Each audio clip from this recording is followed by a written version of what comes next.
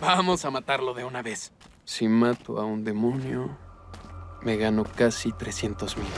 El trabajo de Devil Hunter es el que más me deja. Este es el demonio de los tomates. Aún puede revivir de las semillas. Quémelo, por favor. Qué mierda.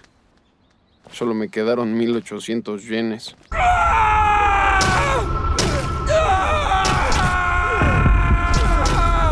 Yo solo soñaba con tener una vida normal.